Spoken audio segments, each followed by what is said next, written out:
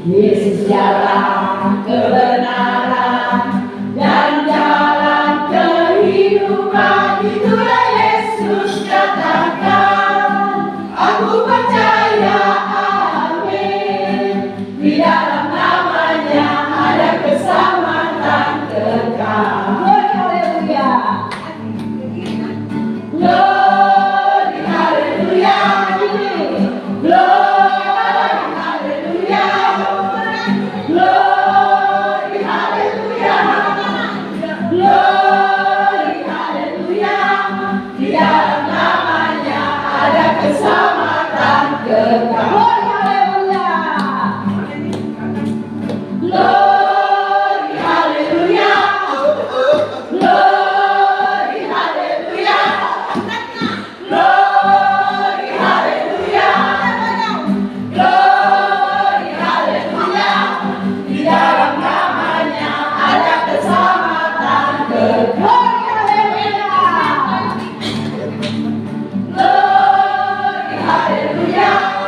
Bidangnya. Glory, haleluya. Glory, haleluya. Glory, haleluya.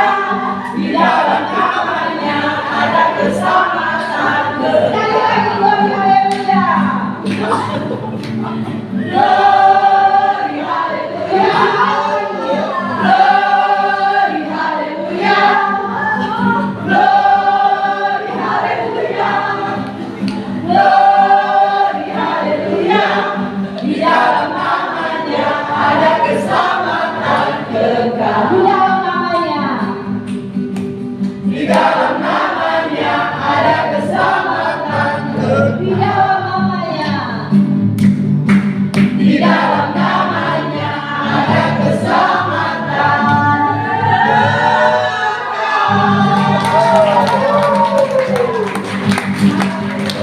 Puji nama Tuhan, silakan duduk kembali. Sudah panas ya? Sudah panas ya? Sudah bersih. Kalau sudah berdiri, pasti sudah antusias untuk mendengarkan kebenaran firman Tuhan. Amin. Ya, kita mau lebih lagi menyamakan hati kita mau menyanyi dan pujian lagu yang kusembah hanya Yesus.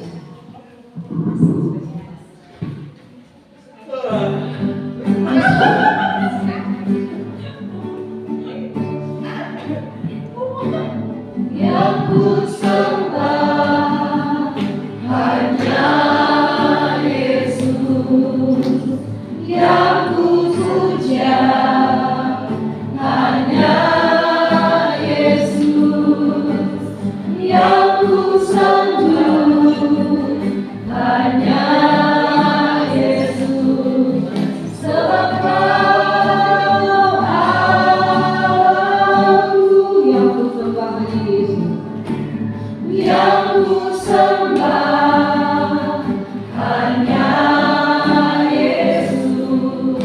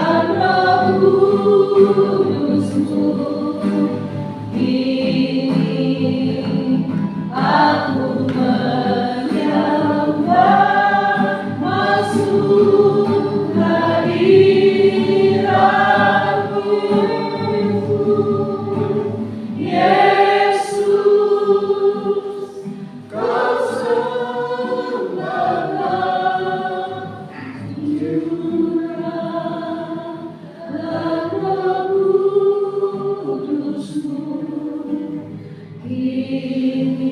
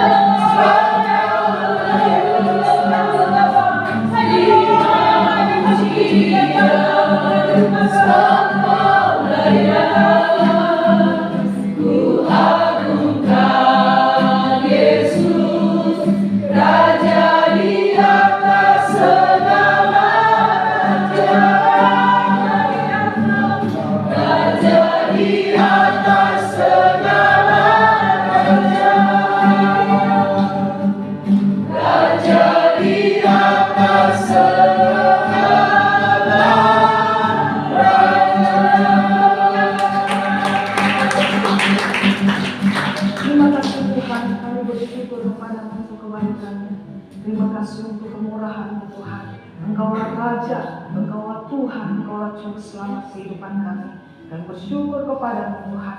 Dan kami akan memulai pembelajaran kami. Kiranya Roh Kristus Yesus, Roh Allah yang hidup, ada bersama-sama dengan kami. Terima kasih Bapa, di dalam nama Yesus, haleluya. Amin.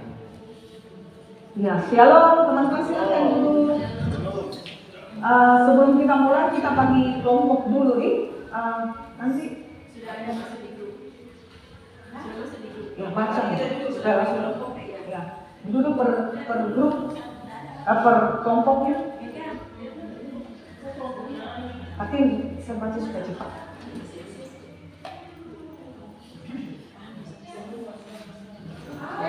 Pak Geri, Esti, Hendy, Melang, Baby, Yafet, satu kelompok. Terus Pak Oki, Meike, Diana, Adovi, Dendi, Ana. Bisa langsung bantu berdiri untuk kelompoknya. Terus Mas Kelompok, Dendi, Mega, Lia, Yohana, Ayu. Ibu Yohana. Terus kemudian kelompok 4, Henry, Mila, Eli, Shelby, Erika, Emilia. Kelompok 5, Henry, Yuli, Milka, Nani, Sisi, Sarah. 5.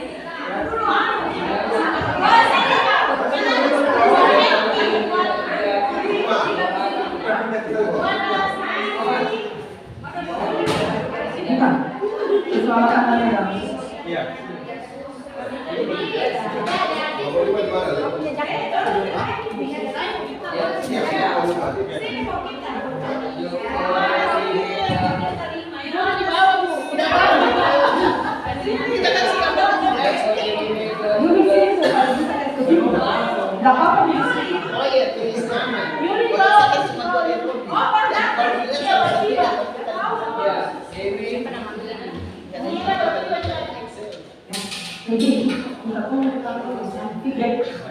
Ada yang tahu? Saya di mana? Mana aja boleh. Ini dari sini.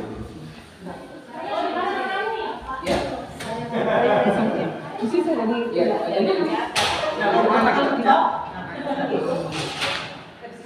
sudah? Di sini sudah bisa kan? Gak apa-apa dulu rapat. Baik, teman-teman kita akan mulai. Duduk untuk melihat ini. Tapi maksud saya nanti kalau kita kelompok tidak cari-cari lagi. Jadi waktunya dekat. Misal, apa? Iya, betul. Nah, feedback. Kemudian ada pertanyaan-pertanyaan nanti dan kita akan diskusi kelompok setelah materi disampaikan. Saya minta tolong nanti Pak Geri jadi timekeeper karena ini sudah jam berapa? Jam 9 ya? Jam 9. Ya. Jadi supaya jatah saya tidak dikurangi pas Kevi. Baik, sekarang kita akan belajar tentang Injil. Teman-teman bisa mulai? Bisa kita mulai? Oke, karena kita diburu dengan waktu. Yafet di sini sama saya. Yafet di sini. Mana? Anu feedback. Mana bilang? Heni mana Heni? Di bawah Cik. Heni, Bena. Ini kasih kecil sedikit volume.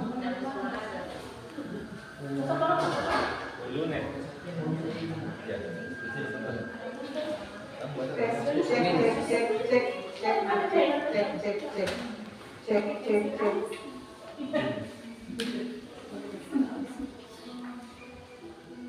Oke, bisa bagian situ bisa lihat? Bisa.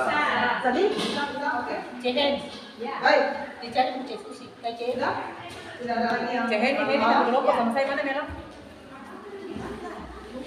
Ya, suruh naik semuanya, mau ikut saya sini.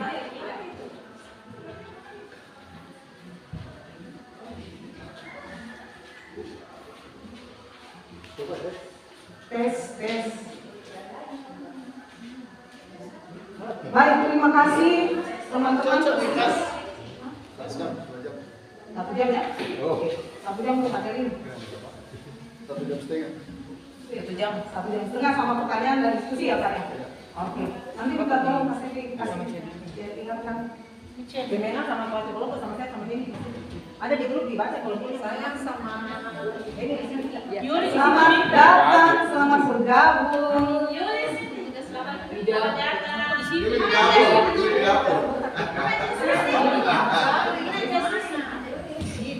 Udah di sini ya.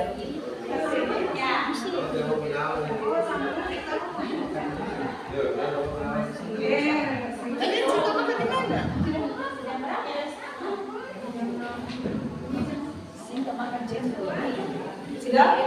Sudah?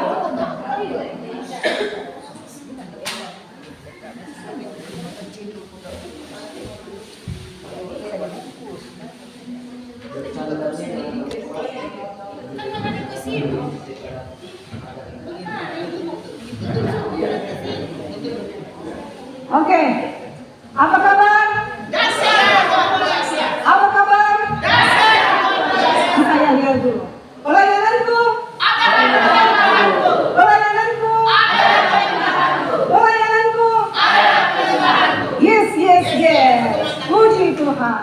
Nah, hari ini kita akan belajar sama-sama. Saya mengucap syukur sama Tuhan ya bisa bergabung sama teman-teman dan terima kasih untuk teman-teman yang luar biasa menyiapkan semuanya ini. Tepuk tangan dulu untuk teman-teman dan kita masing-masing dan juga yang dibawa dapur ya luar biasa.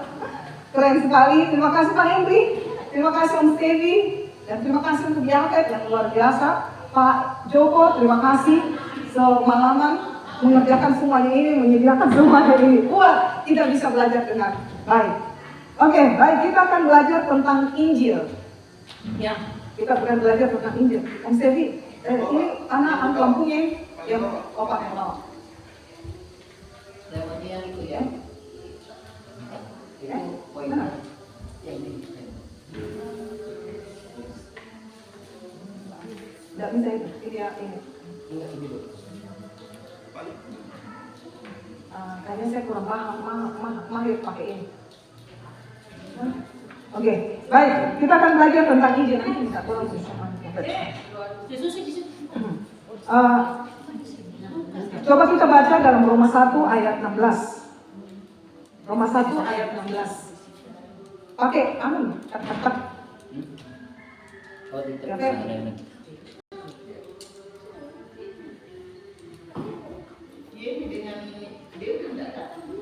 Ada dong. Jadi di sana. Jadi di sana. Ini dulu perkelompok ya. Sini ya. Sini kan sini. Ya. Ya. Mana Mila? Nanti kalau nggak bisa nggak boleh masukannya. Tadi kita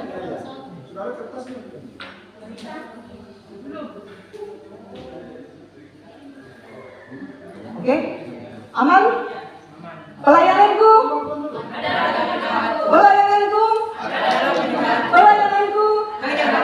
Puji Tuhan. Oke, kita baca Roma 1 ayat 16. Sebab aku mempunyai keyakinan yang kokoh dalam Injil. Ya, memang agak berat ini materinya, itu sebabnya saya minta konsentrasi yang lumayan. Nah, itu tuh karena ini dasar. Ya, sekali lagi pelayananku. Pelayananku. Saya harap supaya kita sudah siap semuanya. Siap? Siap. Puji Tuhan. Roma 1 ayat 16. Sebab aku mempunyai keyakinan yang kokoh dalam Injil. Karena Injil adalah kekuatan Allah yang menyelamatkan setiap orang yang percaya. Ketika saya ketemu dengan ayat ini, saya begitu kagum ya. Begitu kagum dengan ayat ini. Karena ayat ini berbicara tentang the power of God. Kekuatan Allah. Berbicara tentang kekuatan Allah. Dan ketika saya baca, wah, kekuatan Allah yang menyelamatkan terdapat di dalam Injil. Saya terkagum-kagum dan saya akhirnya bertanya di dalam pikiran saya dan hati saya. Kemudian saya berdoa, Tuhan, kekuatan Allah terdapat di dalam Injil. Kekuatan Allah yang menyelamatkan terdapat di dalam Injil. Lalu apakah Injil itu? Nah, ini saya mau membawa perhatian kita kepada hal ini. Bahwa hanya Injil yang bisa menyelamatkan orang. Nah, apa itu Injil? Menurut teman-teman sekalian, kira-kira apa itu Injil? Mungkin sudah pernah dengar, wah Injil adalah apa begitu. Mungkin dari kelompok 1. Kelompok 1 siapa? Kelompok 1, Injil. Kira-kira menurut teman-teman di kelompok 1, Injil itu apa?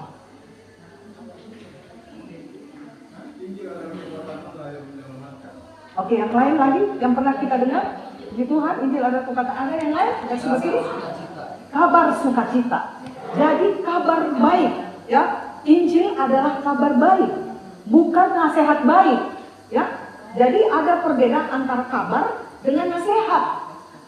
Ya walaupun kita dalam agak remang-remang ya, tapi saya berharap semuanya bisa jelas kelihatan. Nah, ada kabar, tapi kalau dibilang Injil adalah kabar baik. Makanya waktu Yesus lahir, kemudian para malaikat datang kepada gembala-gembala dan berkata, hari ini telah lahir apa?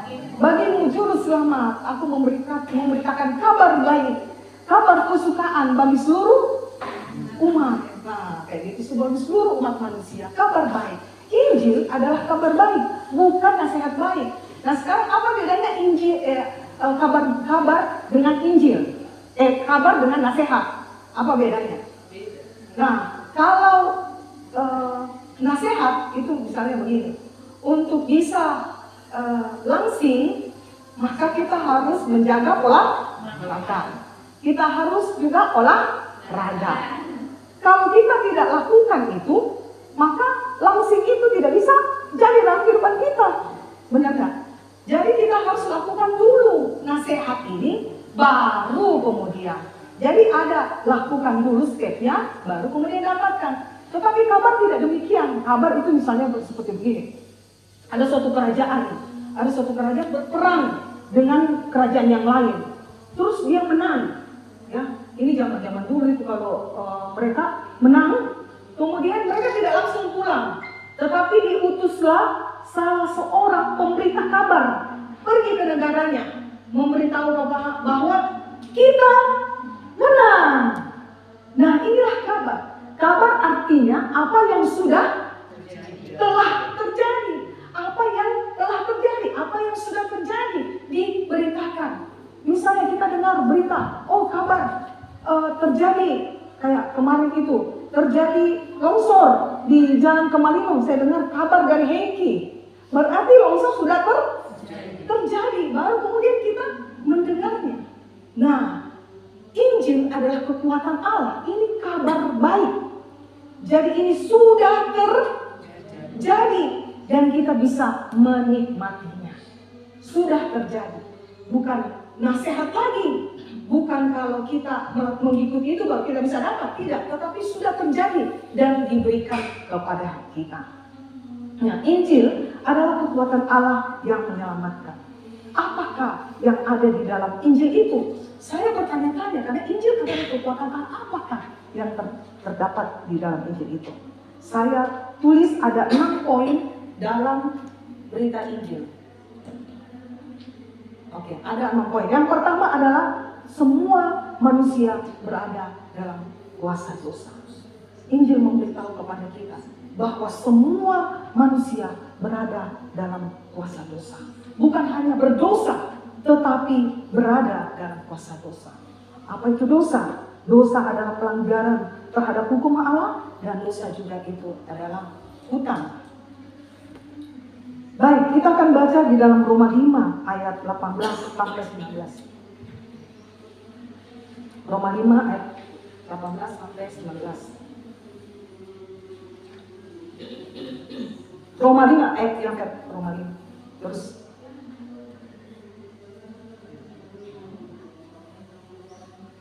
sudah? Terus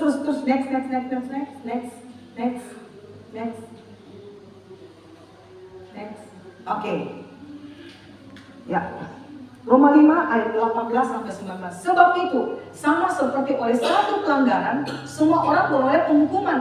Demikian pula oleh satu perbuatan kebenaran, semua orang beroleh pembenaran untuk hidup. Jadi sama seperti oleh ketidaktaatan satu orang, semua orang telah berbuat dosa.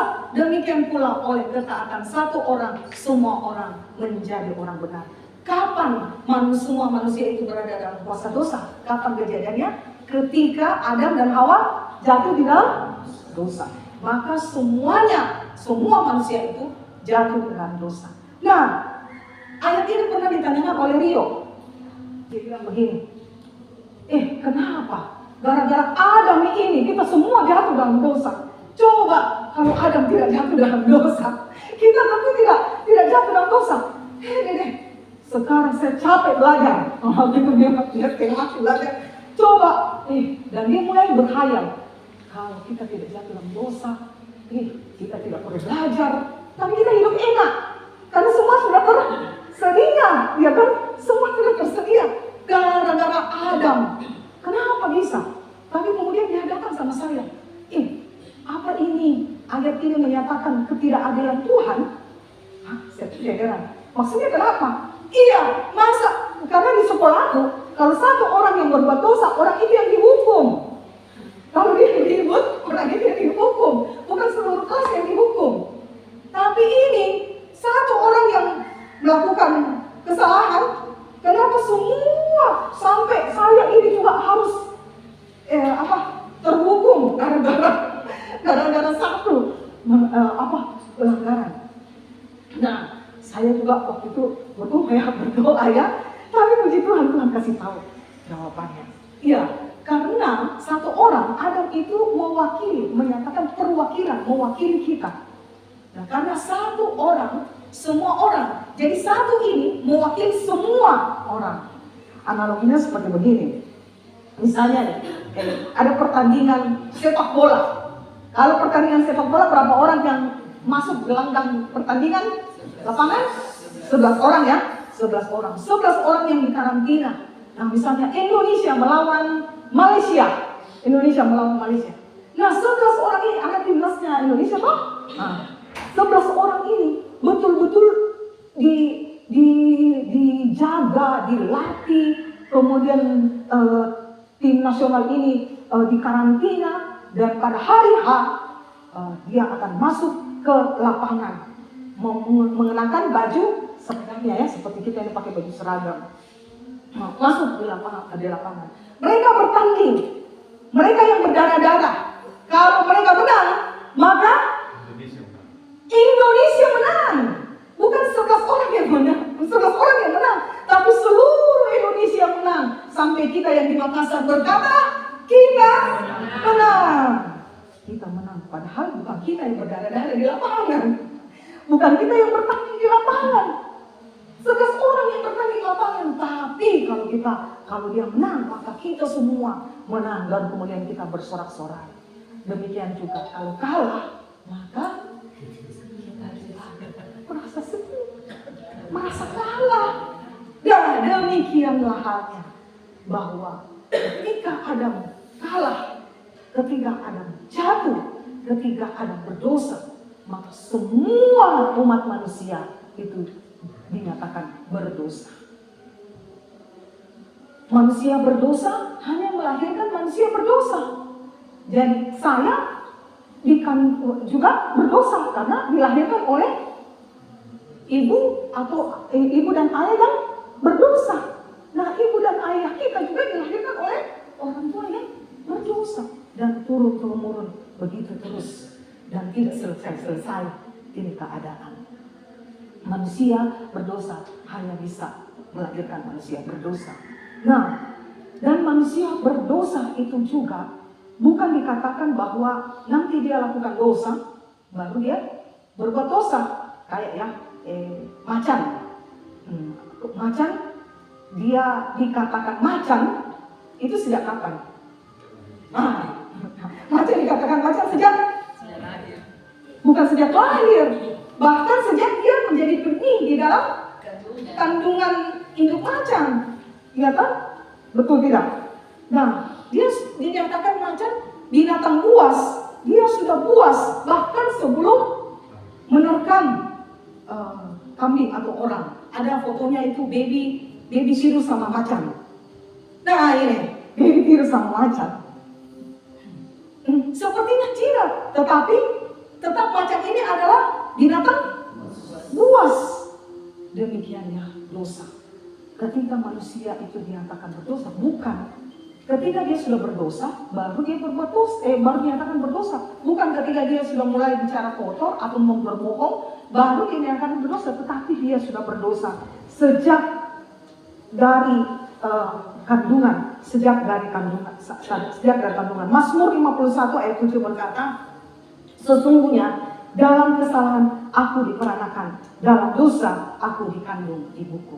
Jadi dalam Mazmur 51, catat saja Mazmur 51 ayat 7, ya, sesungguhnya dalam kesalahan aku diperanakan, dalam dosa aku dikandung ibuku. Puji Tuhan. Roma 3 ayat 23, karena semua orang telah berbuat dosa dan telah kehilangan kemuliaan Allah. Selanjutnya, tadi poin pertama bahwa berita Injil bahwa semua manusia berada dalam kuasa dosa. Semua manusia berdosa dan berada dalam kuasa dosa. Yang kedua adalah semua orang berdosa harus dihukum.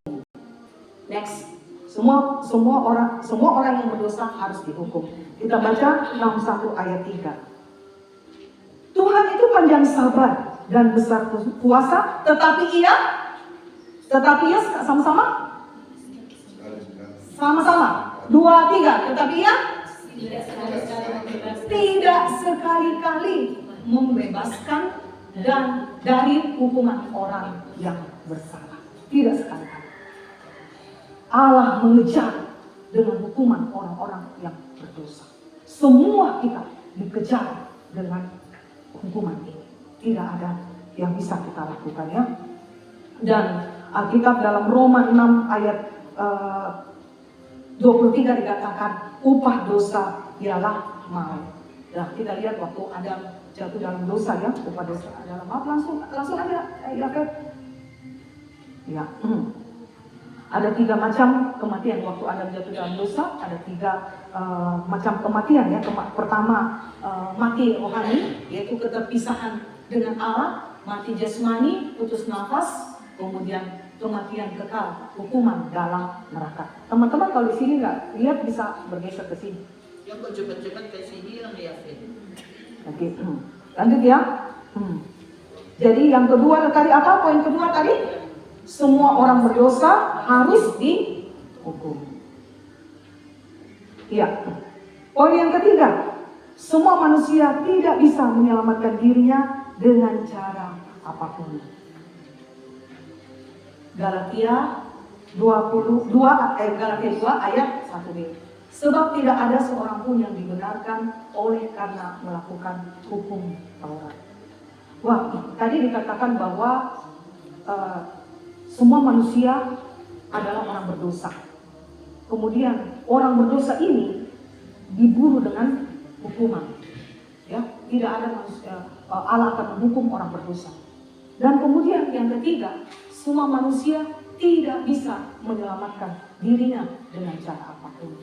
Ada orang bilang begini, ya ini juga kepercayaan yang lain, ya, kepercayaan seberang, bahwa kita bisa selamat dengan cara berbuat baik, perbanyaki amal ibadahmu, rajin sembahyang, rajin kau puasa, rajin kau berbuat baik, maka engkau akan selamat. Tetapi tidak demikian dengan iman Kristen. Iman Kristen menyatakan tidak ada seorang pun yang dibenarkan oleh karena melakukan hukum Taurat.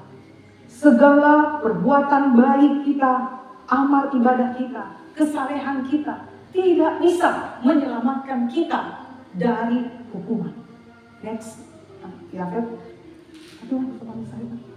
Katanya supaya cepat. Iya, enggak. Katina loading dengan pelajaran ini. Kalau enggak, ya enggak. Maksud saya cepat supaya bisa mengikuti. Oke, makasih. Ya, perbuatan baik, amal ibadah, kesalehan ya. Perbuatan baik tidak bisa menyelamatkan. Amal ibadah tidak bisa menyelamatkan. Kesalehan kita juga tidak bisa menyelamatkan. Nah, demikianlah kami sekarang seperti seorang najis. Bagaimana Tuhan melihat, ya? Bagaimana Tuhan melihat perbuatan baik kita, amal ibadah kita, ya? Alkitab Yeremia 64 ayat 6 berkata, demikianlah kami sekalian seperti seorang najis. Oh, Yesaya 64 ayat 6. Demikianlah kami sekalian seperti seorang najis dan segala kesalehan, segala perbuatan baik kita, segala amal ibadah kita, segala kesalahan kita di hadapan Tuhan dipandang seperti kain kotor. Aduh, bagaimana? Orang yang di luar Yesus Kristus, segala kesalahannya dipandang seperti kain kotor. Jadi Tuhan jijik. Iman Kristen menyatakan segala kesalahan manusia berdosa, segala kesalahan manusia yang melanggar hukum Allah itu dinyatakan seperti kain kotor. Tuhan jijik. Lalu bagaimana kita bisa menyelamatkan diri kita? Karena ada kepercayaan bilang, oh kita bisa selamat karena berbuat baik, kita bisa selamat dengan amal ibadah, kita bisa selamat dengan banyak puasa, apalagi nanti mau puasa. Saya tidak menyindir sesuatu, tetapi apalagi mau puasa. Oh Tuhan, bagaimana caranya? Nah ini manusia tidak bisa lepas dari hukuman ini. Hukuman itu terus mengejar. Nah kenapa dikatakan bahwa perbuatan baik itu tidak bisa menyelamatkan? Nah, saya kasih contoh misalnya. Hengki kan ada toko toh. Hengki ada toko. Nah suatu waktu saya pas tidak ada makanan di rumah. Dia sudah mau pulang sekolah. Terus saya pikir, saya harus apa ini ya? Mau bikin makanan, cari yang praktis. Dia bilang, Indomie mau? Oh ya Indomie. Pas saya Indomie tidak ada. Cari uang juga tidak ada mau beli. Tapi saya ingat Hengki ada toko Bapak Hengki. Saya pikir lagi Hengki, ada Indomie? Dia bilang, ada. Indomie apa? Goreng. Oke, Indomie goreng 2, Indomie soto 2. Jadi 4. Berapa satu? 2.500. Berarti totalnya berapa? 10.000. Nah, Hengki kasih. Terus maaf ya, belum ada kamu itu dong. Belum diterima gaji ini karena tanggal cuma ini. Mungkin, saya soalnya sama Pu tadi ini kami. Ya 1-2 hari lah kalau gaji sudah keluar. Oke lah, Hengki kasih. Saya bawa pulang. Nah, terus Rio bilang, masa cuma Indomie? Pakai telur dong. Jadi saya bilang, ya sudah. Saya ingat siapa? Hengki. Hengki. Telur ayam dulu Hengki. Berapa? 5. Berapa 5? Oke. Kasih. Hengki. Tapi pinjam dong lah. Oke, tulis di buku. Buku apa? Buku utang. Tulis. Nah, berapa satu telur? 3.000. Mahal nih, betul-betul mau coba-coba Israel ini. Tapi ya, di tokonya 3.000 kali 5 berarti 15.000. Nah, pinjamlah, saya pulang lah. Terus masaklah untuk Rio. Nah, terus kemudian Rio bilang begini, saya mau pergi retreat. Kapan? Oh, hari Selasa. Oke, sip. Tapi saya mau stay. Aduh, uang belum ada ini. Tapi saya ingat siapa? Hengki lagi. Saya lihat nih di toko-toko yang Hengki. Oh, saya ambil snack semua, saya ambil tas semua. Hengki itu Hengki. Itu berapa? 250. Bayar nih kamera. Hengki, maaf nih. Belum gaji ya Hengki. Pinjam dulu dah. Kemarin itu total hilang. Oh ya, oke lah. Tas masuk di kantong, saya pulang. Pulang. Terus waktu dia cek. Lupa susunya. Dia tidak ada susu. Pilih dulu, pilih lagi susu. Pilih lagi. Ingat siapa? Saya pilih lagi susu. Pilih mobil susu di Hengki. Saya langsung bilang, begitu. Hengki senang ini. Dia lihat saya tuh. Oh ini kami mau bayar hutang ini. Dia senang sekali. Dia bilang, halo kami, halo Hengki. Ya Hengki ada susu? Ada. Saya ambil. Simpan. Terus kemudian berapa total? 2,5. Terus akhirnya Hengki bilang, iya bayar nih dengan total yang kemarin. Aduh Hengki, belum gajian Hengki. Langsung Hengki marah. Ini kami pukul meja lagi. Ini kami utang terus yang kemarin itu belum bisa nih, kok tidak bayar nih utangmu. Utang terus ini saya mau utang. Hengki, saya kan tidak pernah lihat dia marah-marah begitu ya. Apalagi sama saya, tidak berani. Terus itu mulai Hengki sudah mulai keluar dari orang-orang di sini. Mukanya sudah merah, mau marah. Dan tadi dia duduk, sekarang dia sudah berdiri. Sudah marah dia. Ya saya kan mau putar juga, ini usaha saya ini. Aduh Hengki, tunggu, istighfar. Ini pelayan Hengki. Masa pelayan begitu presiden ursi. Begitu marah-marah, bedanya di panggung dengan di sini. Tenang. Tapi Hengki marah terus. Akhirnya cuma, oke, baiklah. Mulai hari ini saya tidak akan pinjam lagi kepada kamu. Terima kasih. Nah, apakah utang saya lunas? Tidak. Utang harus dibayar. Dan tadi kita baca di slide yang kedua, itu dosa adalah utang. Jadi utang itu harus dibayar. Tidak bisa selesai dengan berhenti berbuat dosa. Karena ada orang bilang, kalau begitu, kalau perbuatan baik tidak bisa, amal ibadah tidak bisa, kesalahan tidak bisa, berhenti berbuat dosa. Saya juga dulu berpikir, dengan berhenti berbuat dosa, maka kita bisa masuk surga. Ternyata tidak. Berhenti berbuat dosa karena hutang-hutang kita yang dulu ini bagaimana membayarnya. Kesalahan-kesalahan saya yang dahulu ini bagaimana membayarnya. Ya, slide halaman nomor 2 itu berkata bahwa berkata bahwa dosa juga itu adalah hutang. Perbuatan baik, kesalehan, amal ibadah tidak bisa menyelamatkan kita. Bagaimana kita bisa mengerti bahwa perbuatan baik, kesalehan dan semuanya itu perbuatan baik itu tidak bisa menyelamatkan kita. Nah, ceritanya seperti begini. Saya kasih satu cerita lagi. Saya naik motor, terus pas di Jalan Latimojo itu kan ada lampu merah toh. Dan saya tidak lihat karena mau buru-buru jemput Rio mau isi baru. Buru-buru langsung melanggar lalu lintas, yaitu lampu merah ya. Nah, cuma sekarang ini tidak ada nih tilang-tilang di tempat ya, tilang elektrik nih. Nah, anggaplah ini kita masih zaman dulu ya. Nah, akhirnya bunyi prit. Ada polisi. Terus kemudian minggir. Periksa biasa, periksa surat-surat, lengkap surat. Tahu kesalahan ibu? Pura-pura ya. Tidak. Kesalahan ibu tadi melanggar lampu merah. Jadi Pak, minta maaf nih Pak. Saya kodong buru-buru. Biasa kan ibu begitu tuh alasan. Buru-buru kodong menjemput anakku. Tidak bisa Bu. Ini ya, dikasih surat tilang. Nanti pergi ke pengadilan untuk tebus kembali. Nah, ini kapan? Senin depan. Oh ya, oke lah. Saya pikir masih ada hari karena ini baru hari Selasa. Nah, akhirnya Senin depan baru di kantor polisi. Nah, saya setelah jemput Rio, saya pulang di rumah, saya berbuat baik. Saya pilih telepon Pak Oki. Pak Oki, ada yang bisa dibantu? Oki bilang, oh iya Mary, bisa minta tolong kau datang di sini bersih-bersih dulu di sini di tokoku. Siap Pak Oki. Saya datang, kasih bersih-bersih, bantu Pak Oki, kasih bersih-bersih di tokonya.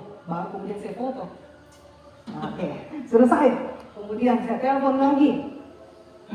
Saya telepon Ibu Tina, ada Indomie ini Ibu Tina, saya mau bagi-bagi. Oh iya, mau bagi-bagi kepada siapa? Kepada siapa saja yang membutuhkan. Oh iya, tapi bawa Indomie ke Ibu Tina. Oh, terus jangan lupa foto nak, baru bilang dari Mary. Terus kemudian foto, tik. Nah, foto lagi, tik. Kemudian saya telepon lagi. Ibu ini, saya ada mau bagi beras. Ada di wilayah korban banjir kah? Oh ada. Nah kemudian saya melakukan banyak kebaikan, melakukan begitu banyak kebaikan. Akhirnya sampai kemudian hari di mana masuk jam kantor polisi, pergilah di kantor polisi. Begitu sampai di kantor polisi, pengadilan tanya Pak Hakim, Ibu Mary Baan, benarkah Anda melakukan pelanggaran lalu lintas? Benar, Pak Hakim. Baik, kalau begitu Anda akan dihukum dengan tunggu Pak Hakim. Saya memang sudah melakukan satu pelanggaran, tapi saya sudah melakukan 100 kebaikan. Ini foto-fotonya. Kasih lihat. Apakah Pak Hakim mau bebaskan saya? Betul? Apakah Pak Hakim bebaskan saya? Tidak. Kenapa Pak Hakim tidak bebaskan saya? Karena pelanggaran tetap harus dihukum ya. Tetap harus dibayar. Walaupun saya tunjukkan bukti-bukti kebaikan saya, amal ibadah saya, tetap tidak bisa. Pelanggaran tetap harus mendapatkan hukuman. Kalau di dunia saja berlaku hal demikian, satu pelanggaran dibandingkan dengan 100 kebaikan tidak bisa. Terlebih lagi di hadapan Tuhan Allah, Hakim yang Maha Adil. Demikianlah bahwa segala kesalehan kita, segala amal ibadah kita tidak bisa menyelamatkan kita.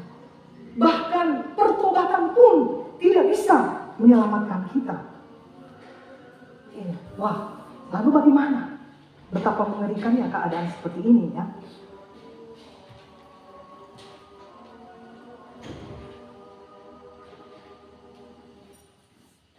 Berarti tidak ada solusi dari manusia. Ya. Kalau sama seperti tadi saya utang sama Hengki, saya harus dibayar, saya harus bayar. Hengki pasti kejar-kejar saya. Asal jangan kejar pakai parang. Bayar utangnya. Nah, setelah saya bermasalah dengan Hengki dengan utang, saya pergilah ke Ibu Evi. Bu Evi, saya ada masalah sama Hengki. Ngomong sama Bu Evi, saya ada masalah sama Hengki. Bu Evi tanya, apa masalahnya? Saya pinjam uang, utangku di dia, pinjam belanjaan. Utangku dia, berapa utangku Hengki? Lara? 250 kan? 275. Hah? 275. Hebat sekali yang hitung-hitungan ini. 275. Bu Evi, bisa minta tolong kah? Apa yang saya bisa tolong? Ini Bu Evi ini baik hati, suka menolong orang. Apa yang saya bisa tolong? Bayarkan utangku. Dia, terus akhirnya Bu Evi buka tasnya. Buka tasnya. Buka tasnya. Cari uangnya. Terus dia bilang, saya ini berharap saya sudah senang ini Bu Evi buka tas dan uang. Ternyata yang di atas keluar nota-nota. Dia bilang, kau 275, saya 725. Saya hutang juga sama Hengki. Berarti dia bisa tolong saya. Nota-nota yang kasih keluar. Berarti dia tidak bisa tolong saya. Saya cari orang-orang. Ini semua hutang sama Hengki. Demikianlah semua manusia berhutang dengan Tuhan. Tidak ada yang bisa tolong sama kita. Berarti kita membutuhkan penolong yang lain. Yaitu penolong inilah yang dinamakan juru selamat. Kita membutuhkan penolong yang lain. Karena manusia di sekitar kita tidak bisa berhutang. Ingat bahwa semua manusia sudah jatuh dalam dosa, semua manusia sudah berdosa, semua manusia sudah berhutang. Lagi 1 jam. Ya, semua manusia sudah berhutang. Nah, dibutuhkanlah juru selamat. Sekarang nomor 4, semua manusia membutuhkan juru selamat. Syarat juru selamat itu harus tidak mudah ya, harus memenuhi 2 syarat ini. Yang pertama, dia harus manusia, karena yang ditebus adalah manusia. Yang kedua, harus tidak berdosa. Karena kalau dia seperti Ibu Evi dan tadi punya utang, bagaimana dia bisa membayar hutang saya? Dia harus tidak berdosa, dia tidak punya hutang. Nah, mau dicari di mana? Orang yang memenuhi 2 syarat ini. Di dunia memenuhi syarat pertama, karena di dunia banyak manusia. Tetapi sayangnya di dunia manusia ini tidak memenuhi syarat kedua, karena semua manusia sudah berdosa, tidak bisa memenuhi. Nah, dicarilah. Dicari di atas. Coba kita cari ke surga. Wah, di surga ada manusia ada yang tidak berdosa, memenuhi syarat kedua, tetapi tidak memenuhi syarat pertama. Di surga ada malaikat-malaikat, ada serani, makhluk-makhluk suci, makhluk kudus, tidak berdosa, bahkan ada Allah, tetapi dia bukan manusia. Lalu bagaimana solusinya? Karena di dunia tidak bisa. Nah, kalau manusia yang di surga tidak berdosa, tidak bisa. Karena dia harus bayarkan dan dia tidak mampu membayar, tidak mampu menyelesaikan. Lalu bagaimana? Apakah yang di surga yang berubah turun menjadi manusia lebih mungkin daripada manusia yang menjadi tidak berdosa? Itu tidak bisa. Tetapi bisa bahwa yang tidak berdosa ini turun menjadi manusia.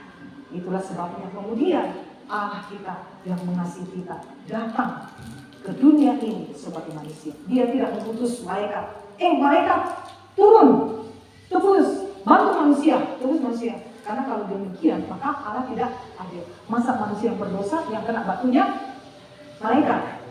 Dia tidak utus yang lain-lain ya. Makhluk-makhluk suci, ada kan serafim, ada yang mata banyak misalnya ya. Kalau kita wahyu, ada bentuk roh yang lain-lain itu dia tidak utus itu. Kenapa? Karena Tuhan itu adalah Allah yang maha adil. Dia menghukum siapa yang berdosa. Dia menagih hutang kepada siapa yang berhutang. Itulah sebabnya. Karena tidak ada, maka dia sendiri yang mengutus dirinya sendiri datang ke dunia ini sebagai manusia. Kita bisa baca ya di dalam Ibrani ayatnya, Ibrani 7 ayat 26. Sebab imam besar yang demikian yang kita perlukan. Ibrani 7 ayat 26. Bisa buka di Alkitabnya. Ibrani 7 ayat 26. Sebab imam besar yang demikian yang kita perlukan, yaitu yang saleh, tanpa salah, tanpa noda, yang tidak terpisah dari orang-orang berdosa, dan yang lebih tinggi daripada tingkat-tingkat surga. Wah, puji Tuhan. Inilah imam besar yang kita perlukan. Ada di situ? Terus next.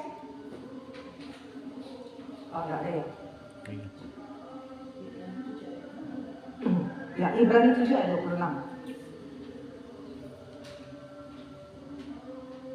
Oke, sekarang kita sudah punya juru selamat, yaitu Yesus Kristus.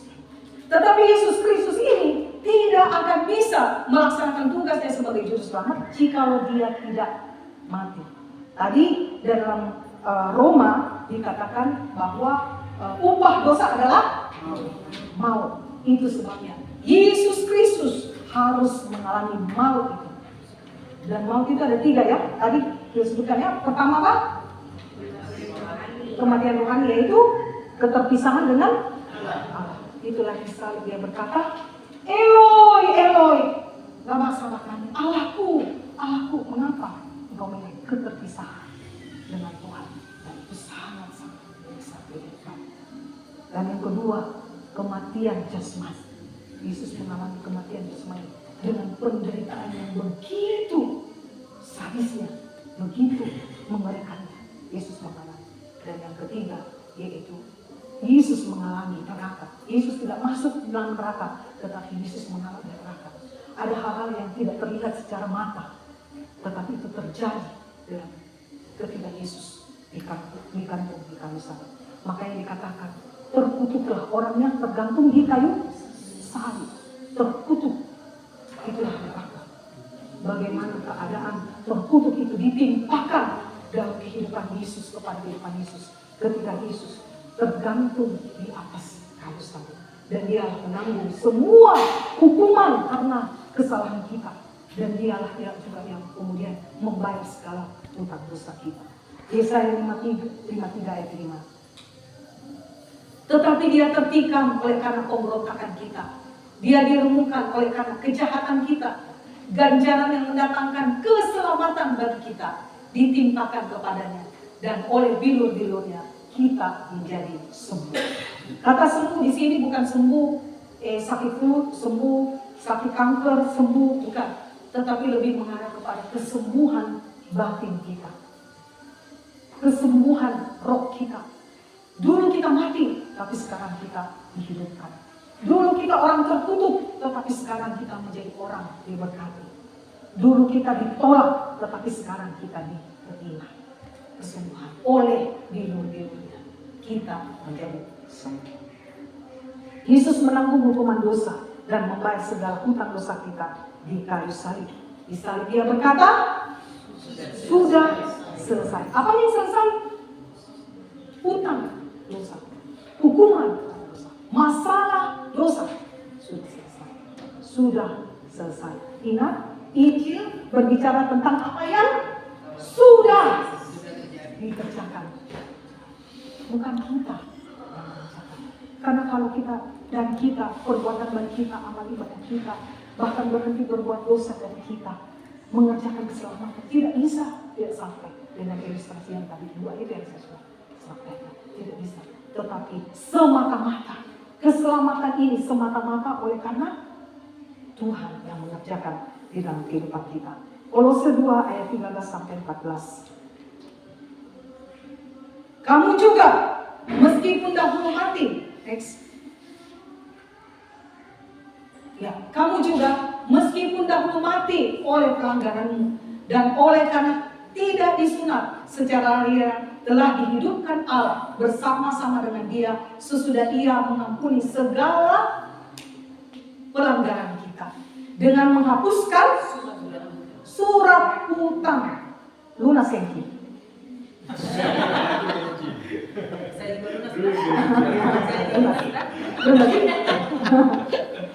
dengan menghapuskan surat hutang yang oleh ketentuan-ketentuan hukum mendakwa dan mengancam. Ingat, orang berdosa dikejar dengan hukuman, dengan api neraka, dengan hukuman.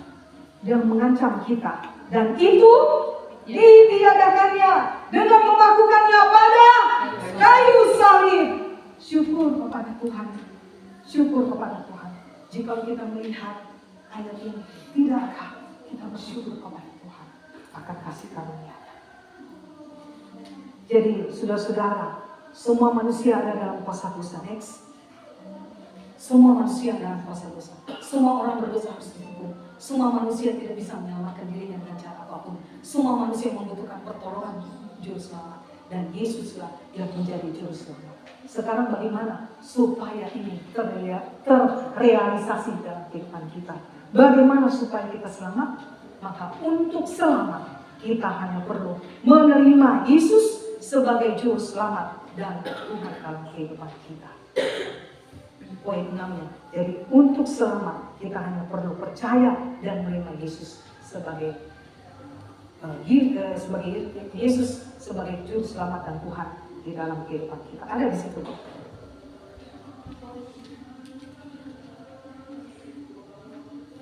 Nona ganti itu kacamatanya nanti Yafet. Oke. Ya. Roma 3 ayat 23.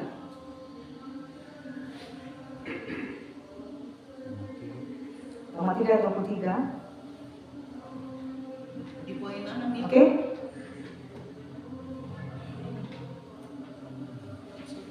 Roma 3 ayat 23. Karena semua orang telah berbuat dosa dan telah kehilangan kemuliaan Allah. dan oleh kasih karunia telah dibenarkan dengan cuma-cuma. Oke ya, puji Tuhan. Karena semua orang telah berbuat dosa dan telah kehilangan kemuliaan Allah, dan oleh kasih karunia telah dibenarkan dengan cuma-cuma. Ingat bahwa Injil adalah apa yang telah dilakukan dengan cuma-cuma karena penebusan dalam Kristus Yesus. Kristus Yesus yang telah ditentukan Allah menjadi jalan perdamaian karena iman dalam darahnya. Hal itu dibuatnya untuk menunjukkan keadilannya, karena ia telah membiarkan dosa-dosa yang telah terjadi dahulu pada masa kesabarannya. Maksudnya ialah untuk menunjukkan keadilannya pada masa ini supaya nyata bahwa ia benar dan juga membenarkan orang yang percaya kepada Yesus Kristus. Yohanes 1 Yohanes 5 ayat 11 sampai 12. Dan inilah kesaksian itu, Allah telah mengaruniakan hidup yang kekal kepada kita, dan hidup itu ada di dalam anaknya. Barang siapa memiliki anak, ia memiliki hidup. Barang siapa tidak memiliki anak, ia tidak memiliki hidup. Dalam arti, siapa yang menolak anak, yaitu Yesus Kristus, tidak memiliki hidup. Tetapi siapa yang menerimanya, itu akan menerima hidup. Kita diselamatkan bukan karena hidup saleh, bukan karena amal ibadah, bukan karena rajin beribadah atau melayani. Kita diselamatkan karena mengakui keberdosaan kita dan menerima Yesus Kristus sebagai juru selamat dan Tuhan. Mungkin Yafet lagi konsentrasi sini, jadi mungkin ada yang bisa bantu supaya dia bisa mengikuti strip. Oke. Nah, konsentrasi sini mau Yafet. Karena terputus waktu dengan ini. Lalu apakah perbuatan baik hidup?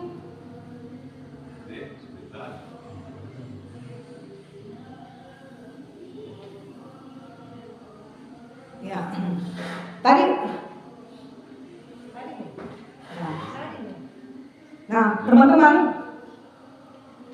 tadi dikatakan bahwa kita diselamatkan karena Kristus. Dan kita terimanya dengan cuma-cuma ya. Itu bukan berarti bahwa pengorbanan Yesus itu murahan, tidak. Saking mahalnya kita tidak bisa bayar.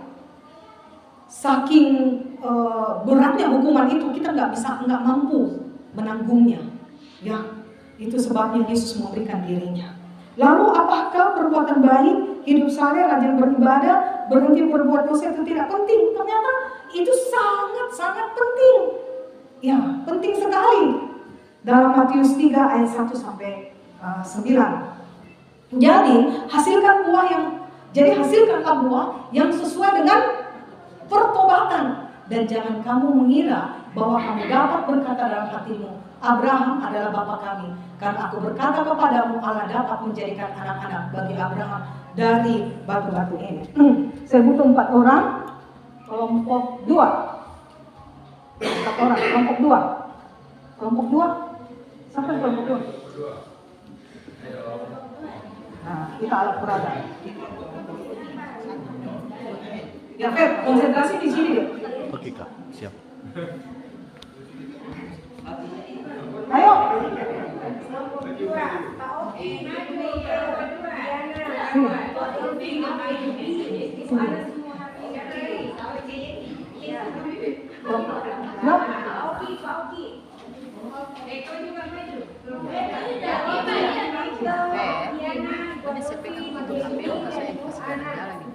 Oh iya, bisa.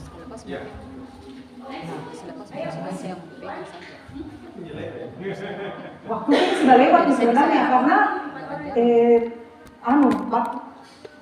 supaya dibantu cepat. Jadi saya ikut begini saja toh. Nah, saya akan mengilustrasikan kenapa perbuatan baik, amal ibadah itu penting. Ya, jadi sekalipun kita memperoleh keselamatan bukan karena melakukan segala perbuatan baik, bukan karena melakukan amal ibadah, bukan karena kita melayani observer untuk mendapatkan keselamatan. Karena kalau itu dari kita, maka kita tidak akan bisa dapat. Ingat bahwa kita punya hutang dan kita dikejar oleh hukuman karena pelanggaran kita di masa-masa yang lalu sampai hari ini. Kita nggak bisa. Jadi kita hanya bisa mendapatkan keselamatan itu karena iman kita kepada Yesus Kristus. Tapi apakah dengan demikian perbuatan baik itu tidak penting? Apakah pelayanan observer ini tidak penting? Oh, ternyata ini penting sekali. Ya, perbuatan baik kita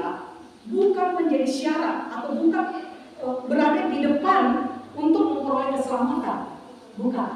Tetapi perbuatan baik itu berada di belakang. Setelah kita selamat, baru kemudian kita berbuat baik. Ya, setelah saya bebas hutang, saya bisa melakukan perbuatan baik. Bagaimana saya bisa melakukan, saya bantu si A, si B? Kalau saya sendiri punya hutang, bukankah saya harus melunaskan hutang saya? Itu sebabnya saya butuh penolong. Saya tak mampu melunaskan hutang saya butuh penolong. Begitupun dengan kehidupan kita. Saya nggak bisa menyelesaikan masalah dosa saya. Saya butuh juru selamat, saya butuh Yesus untuk menyelesaikan dosa saya.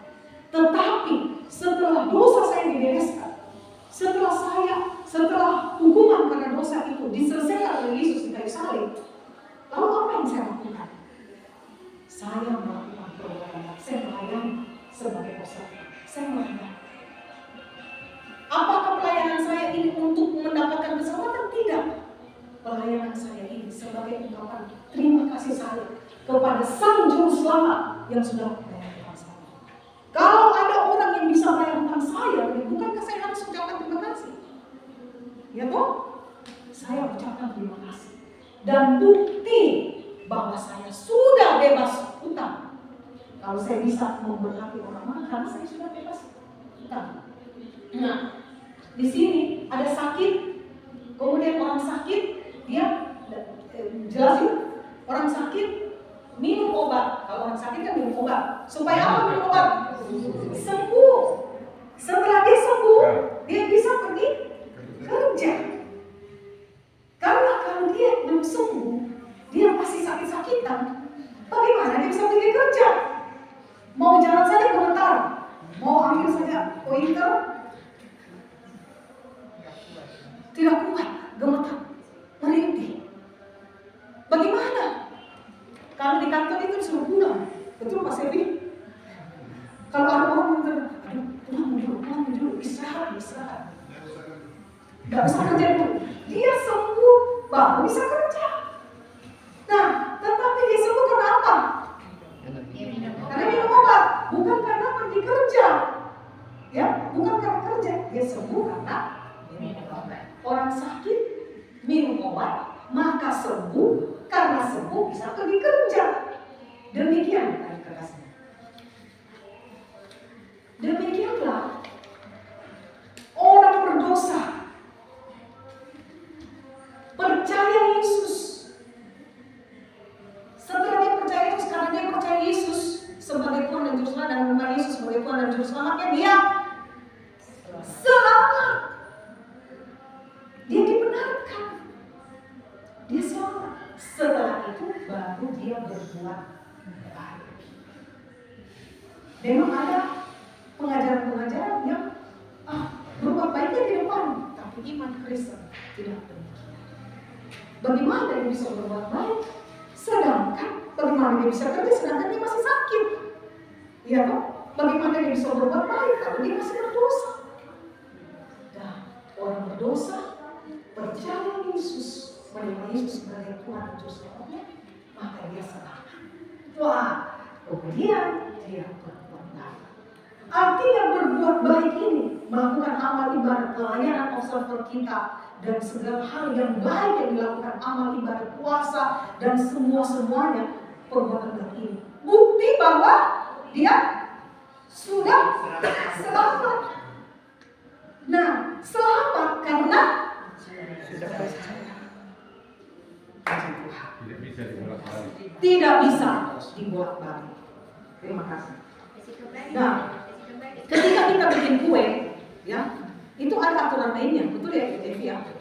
Tidak bisa, misalnya telur langsung dipanggang, nggak bisa ya, nggak jadi. Ada aturan main. Apa dulu yang ditaruh, kemudian berikutnya, terakhir kemudian dipanggang. Tidak bisa panggang tiba-tiba muncul di tengah-tengah, nggak bisa. Tidak ada jalan itu. Demikianlah hari ini.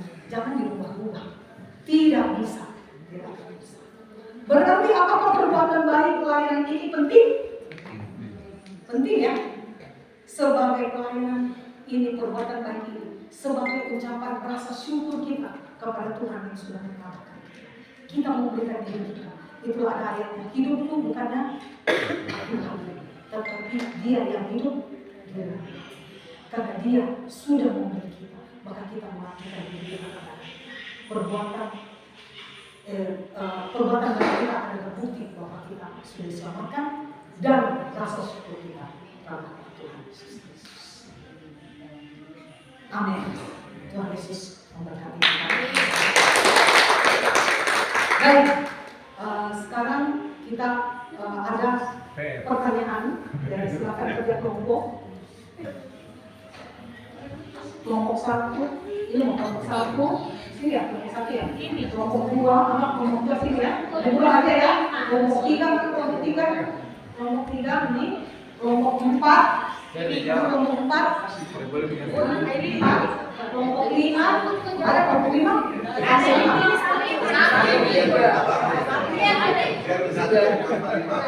Jadi urutannya gitu aja, 1, 2, 3, 4, 5 ya. Oke, di sini. Kelompok berapa sih? 5. Oke, jadi mulai kelompok 1, 2, 3, 4, 5. Nah, Ya, masing-masing untuk kelompoknya, Mas Devi, Pak Oki, Pak Joko, Pak Hesri, dan Pak Hengko. baik. Kelompok 1 mendiskusikan lembar pertama. Kelompok 2 mendiskusikan lembar kedua. Kelompok 3 mendiskusikan lembar pertama. Kelompok 4 mendiskusikan lembar kedua. Kelompok 5 mendiskusikan halaman pertama. Ya, Fe. Ini yang benar apakah?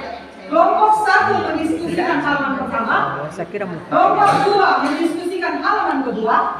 Kelompok ketiga mendiskusikan halaman pertama. Kelompok 4 mendiskusikan halaman kedua. Kelompok 5 mendiskusikan halaman pertama. Halaman pertama. Mau bacakan dulu. Tidak, bacakan itu. Halaman pertama bacakan. Halaman pertama, apakah keselamatan bisa hilang? Halaman kedua, apakah indikator bahwa kita sudah terima keselamatan? Waktunya 2 menit. 2 menit aja. 2 menit.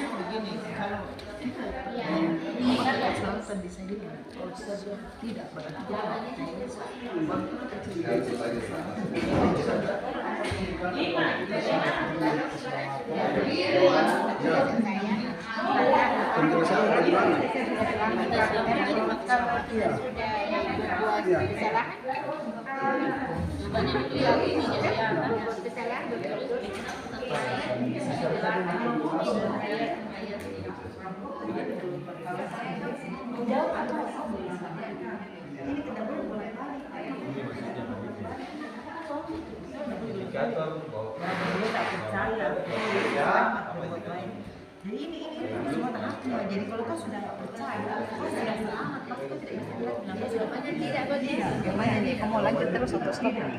Stop saja. Selamat untuk bisa.